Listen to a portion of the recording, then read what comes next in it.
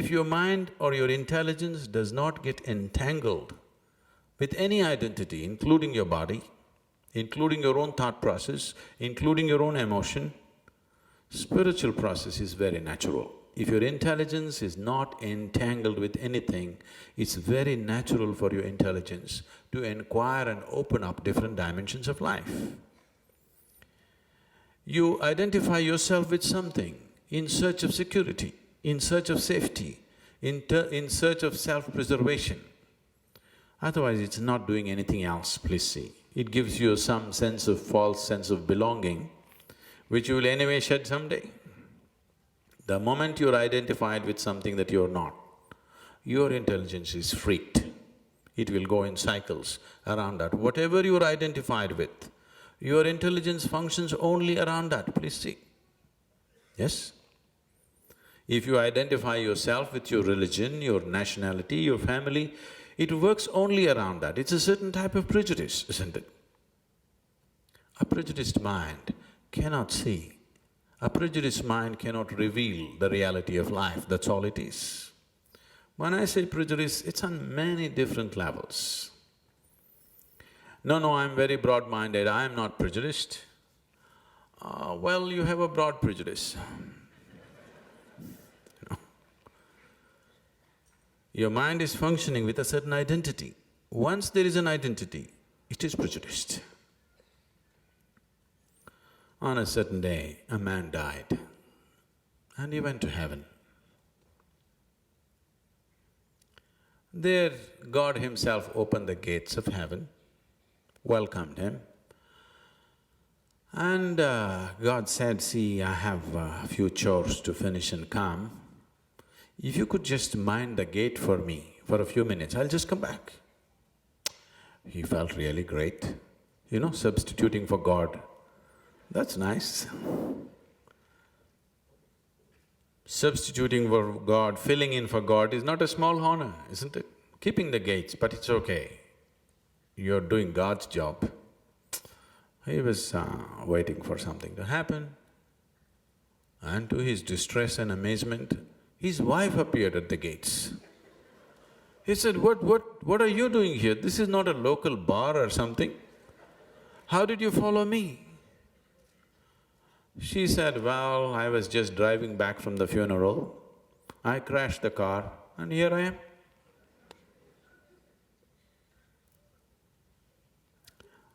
Then, when he entered, God had put a test for him.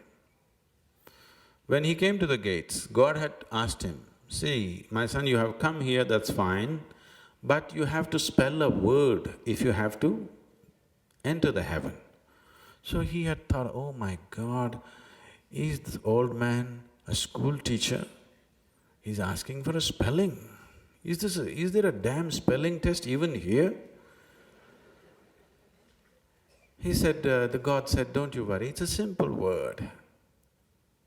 What's the word, Father? God said, you have to spell the word love. So, then he thought, L-U… he had told many people, I love you, but he had never written a letter.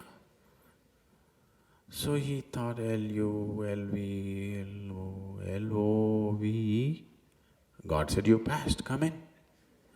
Okay, somehow I got it. Now when his wife came, she said, okay, you have come here, but unless you spell a word, you can't get in. She said, oh, come on, if you can spell the damn word and get in, can't I do it? Tell me what's the damn word. He looked at her and said, Czechoslovakia.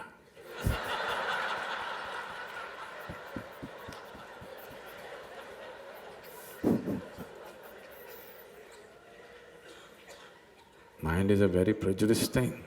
It all depends what you're identified with,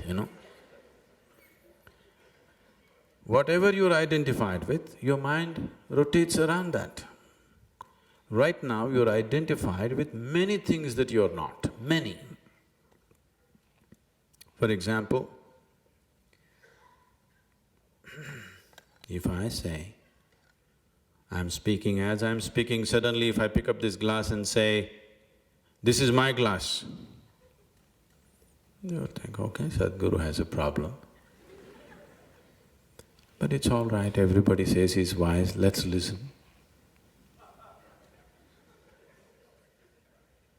After some time I say, "This is me," then you say, "Let's go, enough."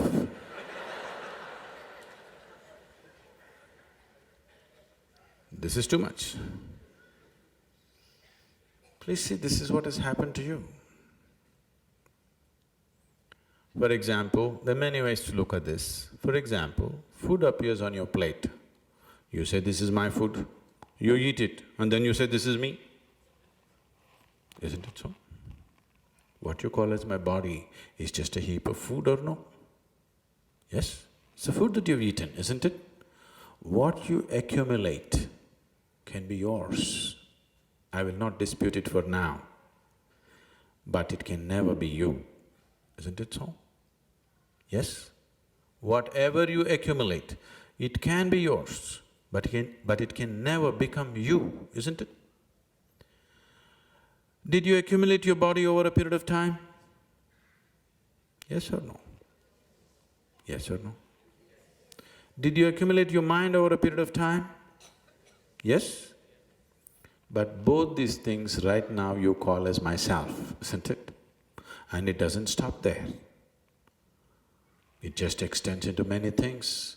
Your home, your car, your things, your money, your children, your husband, your wife, a million other things. Your religion, your ideas, your ideologies, everything. You're identified with too many things which you're not. Once you're like this, your intelligence is freaked. It's a wonky intelligence, it's lost its penetration. It simply repeats old nonsense.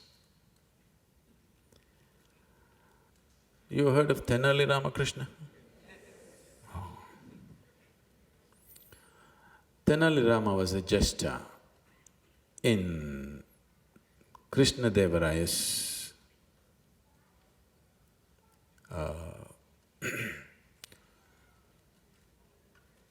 court. Similar things happened also with Akbar and Birbal, but we will stick to the South Indian story. It so happened, when Krishna Devaraya was young, because of some political reasons, his mother had to leave a few month-old Krishna Devaraya with another woman for care and go somewhere. For more than 18 months, the child was separated from the mother, but he was under the care of another woman who also had a child who was a few months older than Krishna Devaraya. So this woman nursed Krishna Devaraya as her own child. She breastfed him. And he grew up, but later on his mother came back, took him, and then he became a great emperor. So this boy, who was that woman's son, Krishna Devaraya always treated him as a brother, as an elder brother, because we drank milk from the same mother, so we are brothers. That's how he considered this. So as an expression of his gratitude, he gave away a few villages to this boy and he said, "Okay, you make your own kingdom." This village bumpkin got these few things and within a few years he squandered everything and lost everything and again back to square one.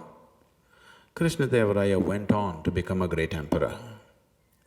Then one day, this man, who was over 30 years of age at that time, thought, "My younger brother has become a great emperor and I am with nothing. Let me go there and see if I could get something out of this." And he went. Krishna Devaraya welcomed him as you would welcome an elder brother. He gave him all the necessary honors, all the necessary hospitality and gave him a place in the court. He just looked at this. Krishna Devaraya had gathered a scintillating array of talent in his court. He looked at all this, all kinds of debates going on, concerts going on a daily basis. He was just amazed. And above all, this Tenali Rama, such a brilliant assistant. Then he lamented with Krishna Devaraya, "You are so successful, you have become a great emperor because you have such intelligent people around you. If only I had people like you around me, I would also become a great emperor." Particularly this Tenali Rama, if I had someone like him with me, I would also become a great emperor. So Krishna Devaraya felt bad about this and he asked, "What shall I do, my brother?" He said, "If you can give this Tenali Rama to me, I will go and build a great empire of my own." So immediately Krishna Devaraya called Tenali Rama and ordered, "You must go with my elder brother, he wants you." So Tenali Rama said, "Oh, your elder brother wants me, why? I can send my elder brother with him." That looked like a good idea for Krishna Devaraya because he is not eager to lose Tenali Rama, but at the same time his elder brother is asking, he doesn't know what to do. "Oh, you really have an elder brother? I did not know." "No, I have an elder brother, let us send my elder brother with your elder brother." So they went and asked this man, "So, Tenali Rama's elder brother is willing to come with you, is that okay?" So this fool thought, if Tenali Rama is so intelligent, his elder brother… He said, "Fine." Next day he is to leave and a huge send-off has been organized. So in the full assembly of the court, everybody has assembled and Tenali Rama came with a bull on the rope. He walked into the court. Krishna Devaraya saw this and asked, "What is this? Why have you brought this bull into the court?" "No, my lord, this is my elder brother." Said, "What nonsense, what is this you're trying to do?" "No, we drank milk from the same mother."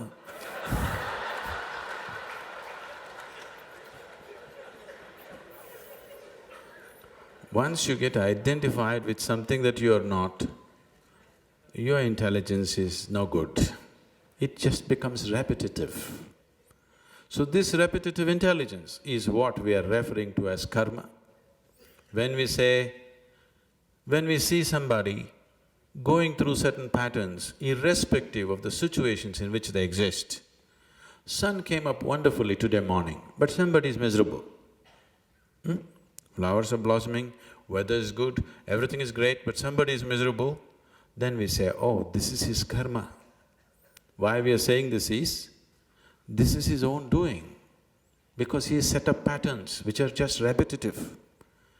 He is not able to enjoy the sunrise, he is not able to enjoy the beautiful breeze, he is not able to enjoy the fragrance of the flowers.